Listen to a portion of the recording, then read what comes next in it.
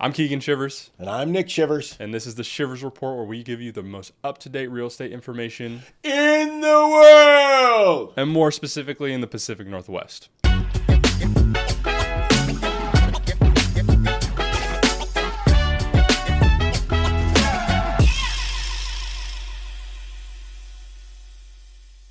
So talking about headlines, we've seen some headlines in the state of Washington. Policies. They haven't had income tax. Now they do. Just got voted in. And we have talked to some of our friends, some of our clients who live up in Washington where they're leaving because of that policy. What, in your opinion, on some of the policies that have been coming out when it comes to the Pacific Northwest, what does the outlook look like going forward? Well, I mean, the facts are, I don't care what anybody, we are seeing domestic migration leave. Mm-hmm. Okay.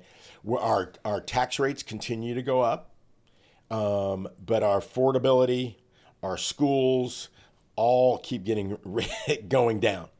And so anytime you have taxes going up, but quality going down, then you got to start looking at policies. And small business, especially small business owners and big business, mm-hmm. They are relocating because, remember, states are competing. And how do they compete? With business incentives. I just saw that the mayor of Portland is going to provide $100,000 grants for grocery stores. So he's teaming up with Mondani out in New York about adding grocery stores to solve the problem.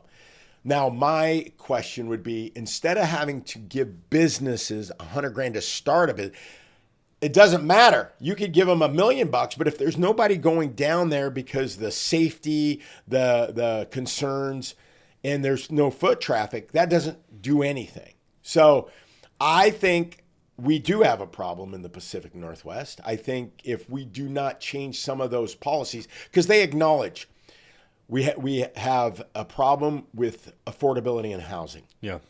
And we have to get that changed. They've been talking about that for years, and they are not doing anything to solve the problem. Our urban growth boundary, okay?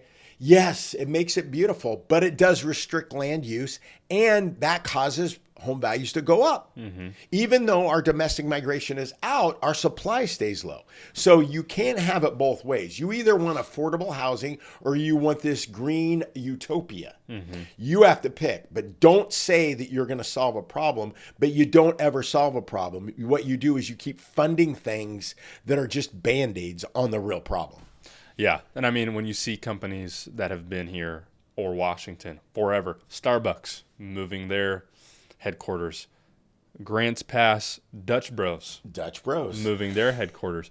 I mean, companies like that, they don't want to move. They are forced to move at a certain point, and that's because of these policies. And when you start taking those companies and they start going elsewhere, that's a loss. Yeah. That's a loss for the state. That's a loss for the city that those companies are in. Mm. And I mean, we're not seeing those effects specifically from those companies leaving right now, but we will in the future. Yeah, the mayor of Seattle, I think it was last night, they were talking to her and she goes, I believe that the exodus of millionaires is overstated. And for the ones that are leaving, see you later. So, number one, the mayor of Seattle, how does she know? Because she doesn't run in that circle of businesses. Mm-mm. She was never a business person. So she does, just because you feel something mm-hmm. doesn't mean it's true. You have to look at the real data, and the data says that it is true. That money goes where it's treated best. It's going to Arizona and Idaho. Idaho is on fire right now. Idaho it was massively up. It started going down a little bit, late 22, 23, and now it's skyrocketing again. Why? Because people are leaving Eastern Washington and going there, and people are leaving Oregon and going to Arizona and Idaho. Yeah. I mean, I have a client right now. We're trying to sell their rural property out in Deer Island right now. They're going up to Idaho, and they're saying, man, what we have in Oregon compared to what we can get in Idaho right now is, I mean, it's firecrackers out there. Right. Every property they go out to, it's like man, this is nuts. Right. Because especially when you're talking rural property too, that's typically maybe a little bit more leaning conservative. Yep. And those people are leaving for places like Idaho, for places like Arizona. Right. And so that's a difficult time to be selling a property like that here in Oregon, because you don't have a lot of people moving here for those kind of property unless they're in the state already or from California or Washington. And that's a difficult time. And I mean, just talking about things like just comparisons of the Oregon estate tax kicks in at just $1 million. $1 million. Just Worst in the nation. Worst in the nation. When the federal threshold is $15 million. Yep. What is it in Florida? 20? The state? Mm-hmm. Yeah, 20. And then Washington's $3 million. And then I think it's up to, they just brought it down because at one point in time, Washington, it was up to like 35% above 3 million. So Washington and Oregon have the two worst deaths. You can't die here if you have an estate. And remember, but people might be going, but those millionaires. Well, no. Let's say you've owned a home for 25 years. That's $1 million. And if you own other stuff, then guess what? Your kids can't keep the property. Mm-hmm. If let's say they have to sell the house that they grew up in and they didn't want to. That's just not fair. Yeah. And I think a great example of this was Mom Donnie's video that he made out in front of, what was it, Ken? Yeah, the hedge fund guy. Yeah. About the peer-to-tour, or what was it called? Tour-to-peer, something tax. Yeah. Where they're taxing the vacant luxury properties that are sitting out there. And the hedge fund guy goes, well, okay, we'll have a $6 billion development that we're thinking about pulling now. How do you feel about that? And it laid out the amount of jobs that development was going to create between the construction and between the jobs that it would create of the building itself. Right. And I don't know if they don't look past the fact of, okay, the now money versus what the effects those taxes could actually have in the long run against the businesses that are bringing the money in. Yeah, it's not just if a business owner leaves, they take their money with them. Mm-hmm. And then they take their jobs with them, and they take their taxes with them, mm-hmm. all of it.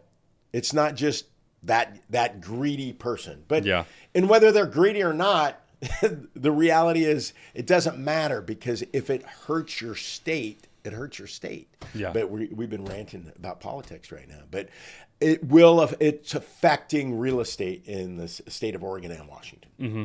100%. And I mean, the reason we haven't seen such a decrease in prices is because our lack of supply, because I mean, we got a lot of red tape when it comes to new construction in the state compared to places over in the Sunbelt states in Florida and Texas. But didn't Resi Club come out with just a stat that what is the inventory levels now though? So the inventory levels, so Oregon and Washington are among only 11 states where active inventory has surpassed pre-pandemic 2019 levels. Okay, so that's something that is everybody. So 11 states, mm-hmm. and we're in Oregon and Washington are one of the two of the 11, mm-hmm. where now we have the same amount of inventory as we did in 2019, with lower supply hitting the increase. Market. Yeah, with not a ton of new construction going out and being built throughout that time. So what does that mean? Has that domestic net migration out caused where, okay, now this inventory is going up? People can't sell their properties for what they're looking to get it for, or what they think they should get it for. And the markets where inventory is crossed back below that 2019 or above it in those inventory levels, it's seeing softer price growth. And what we're seeing on price growth. No price growth or depreciation. Yeah. And that's what we're seeing on Resi Terminal. You can look at the statistics on that. Yep. A lot of counties throughout the state of Oregon. I haven't looked at Washington as much. Yeah. But we're seeing year over year, down. Yeah, pretty much every big city in Oregon and Washington is seeing depreciation this year. Like, not factoring inflation, real depreciation. Yeah. So policies matter. Money goes where it's treated best. And when you have a tax base leaving, domestic migration, then you will have problems down the road. And that's why, even with this 9.9 in Washington, they're like, oh, we're undersupplied. And then, of course, the city of Portland, hey, Washington County, Clackamas County, can we get more money from you guys for the homeless situation? Well, when again, your budget keeps going up and the problem gets worse, that's just a hard no. Mm-hmm. It's not working, so we have to start over. Mm-hmm. Thanks for tuning in to the Shivers Report. If you have any questions about real estate in the Pacific Northwest, We have you covered.